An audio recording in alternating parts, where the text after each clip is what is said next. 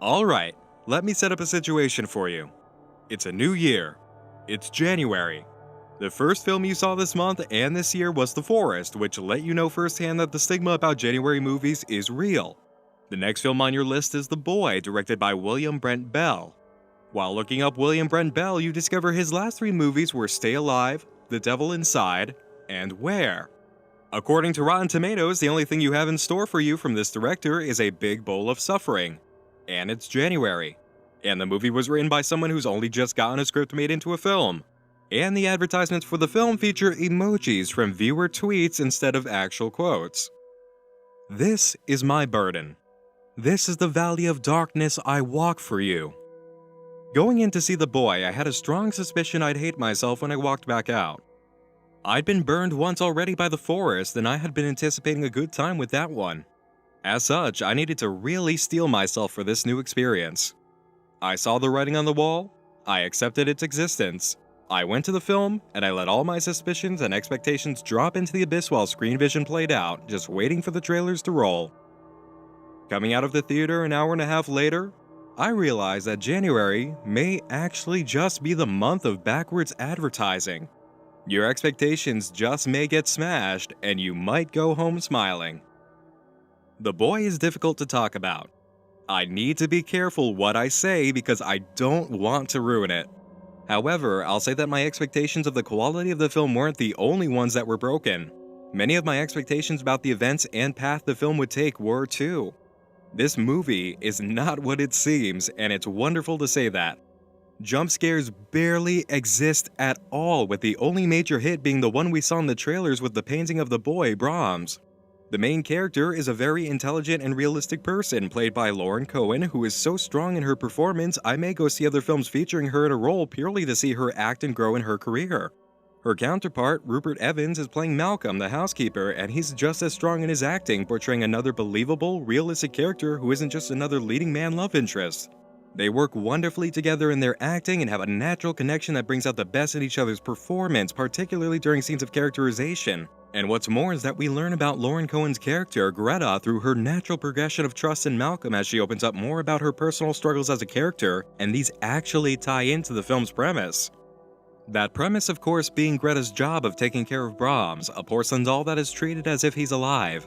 Naturally, Brahms was the son of the doll's owners, who died tragically on his 8th birthday, and his death was never accepted by his parents. As such, they treat the doll as a living 8-year-old boy to this day and hire nannies to take care of him in their absence. Greta is one such nanny and a line of other women who have come and gone before her. This doesn't bear all that much mentioning because the trailer takes care of setting up this idea, but that's why I'm bothering to mention it. Trailers have a very, very bad record of giving away far too much of what happens in the movie. They spoil it before you even sit down in a seat. But whoever cut the trailers for The Boy knew exactly how to do their job and provide justice to the film. All that you need to know going in is what Greta's here to do and what she learns from her first few days on the job. The less you know, the better off you are. Like I said, this movie defies your expectations and the result is very satisfying to see. Again, this movie is not what you think it is. I shouldn't say much more than that. But what I can tell you is that this is a movie that feels very clever when you think about it going home afterward. All the little bits and pieces make sense, and best of all, the movie leaves you to put them together yourself without the usual end cap of exposition by characters. Nobody in the end of the movie just describes what they went through and puts the pieces together for the audience. The writer trusts that you're smart enough, and it feels like a small reward each time you connect another dot while thinking back over the entire film. Those dots also create a very convincing, cohesive picture, and it all feels very clever and just makes sense. I've also got to give this movie praise for two very major parts on top of defying expectations throughout. Not only did these two portions defy tradition and cliché, they stuck the landing on the feelings they needed to convey. There are two things that a horror movie should absolutely do to someone: provide an instance of full-fledged, holding your breath terror, and provide a moment of being exposed to something that your mind cannot comprehend for a few seconds or refuses to believe outright. The Boy pulls that off, and it feels so good to see. Now, the film isn't truly horrifying the whole way through. The ramifications of the ending really makes the horror work when you think over everything and connect the dots.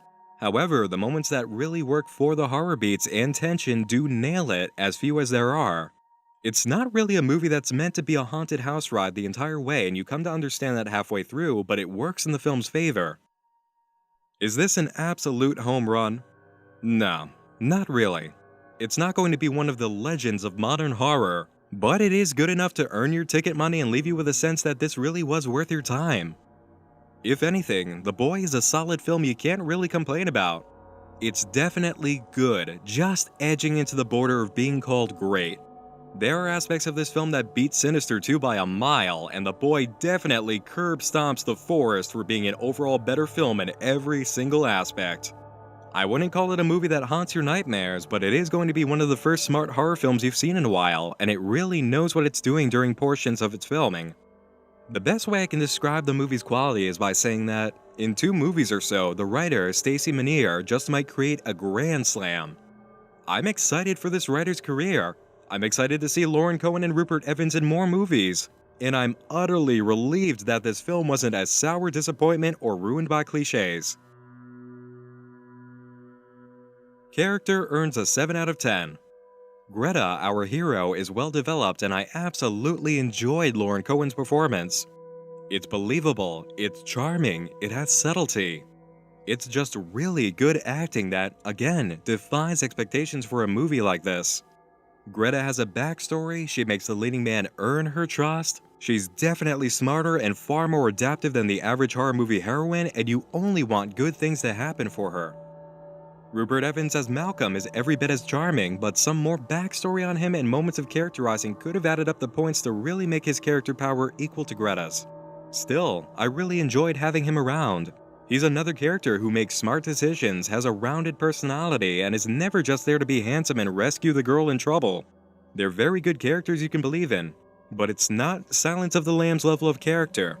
Again, very good characters, but there was certainly room for some improvement here and there. Story gets the same score, 7 out of 10.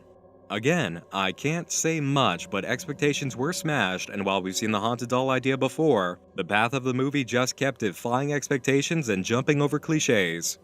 More could have been done with this for sure, with more time spent in the final act and the events therein, but I'm still happy to see this is a writer's first feature film produced, and I'm very optimistic about their future. Fear gets a 5 out of 10. Not a thoroughly haunting film, but the sequences that really hit stick the landing and provide most of the score here. This is a movie that becomes much more horrifying and disturbing after you finish and start thinking about it as a whole piece. And when you think about what could have been done better, you do come to realize that logic of its ending establishes the rules for what can and cannot happen prior to its occurrence. Certain things can't be ramped up in terms of fear while the film builds to its climax due to what the climax actually is and what it means. But this is why I believe the final act needed a lot more breathing room. That's where a lot of the horror points could have been scored, but we weren't able to dig that up. I've got a sneaking suspicion it may have been in the writer's head to work in that direction though. It's just the circumstances of being a new writer with a director who has an awful track record that keeps us from adding to the runtime to explore a little bit further. Style receives a 5 out of 10 as well. I think a good amount of the reason Fear's not higher here is actually due to the style field. The setting is great, outside and inside, but the real power behind providing an atmosphere and establishing strong feelings could definitely have been higher. The film is well shot, well decorated, and does have good moments in the style department, but more punch in that direction could have raised the fear and tension throughout. Enjoyment gets a 7 out of 10. I honestly cared about the events and characters in the movie the whole way through. I loved every second of the major fear beats and I wanted to know what was happening here. And even when I thought I knew what was coming next or anticipating it, they broke my expectations and took it somewhere else, which is always fantastic. But I feel like there's a lot more to the ending that could have been in the film to increase its horror quota, and maybe some more discoveries in the house to allude to its ending. But like I said, I've got a real sense that the credentials for production in this movie restricted it from happening. In order to get more out of the offerings given in the final act, the runtime would have definitely needed about 10 more minutes or so. And that leaves the final score as a 6.5 by the averaging. I really do want to just give it more like a 6.8 here though. It really did come so close to being 7. My advice is that if you were genuinely interested in seeing The Boy, I do recommend buying the ticket. It's a clever movie that isn't the kind of film you've seen too many times before, and it's a good showing for a first-time writer.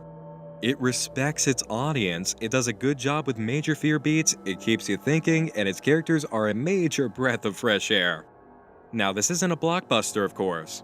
In terms of being a horror movie, there could have been more done for sure. Definitely more could have been done. But in terms of what we usually get, The Boy does reward you for purchasing a ticket and will inspire new writers to dodge cliches and think outside the box. It is a film to learn from. Vision is a tough score because it does defy all expectations, but I think that may have been the very mission statement of the script. Vision delivers 6 out of 10. Congratulations, STX Entertainment! You rescued the second half of January.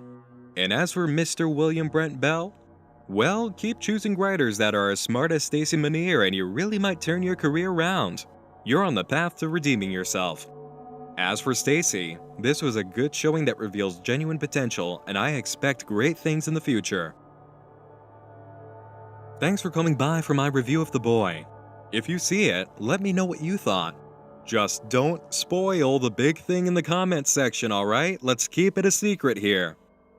If you like this review, you can let me know by hitting the appropriate button below, and if you're a fiend for new horror movies, subscribe to join me in my quest to see and review every major horror movie this year. I'm Nick Nocturne, and like a creepy doll you left in the other room, I'll be seeing you again real soon, when you least expect it. Sleep tight.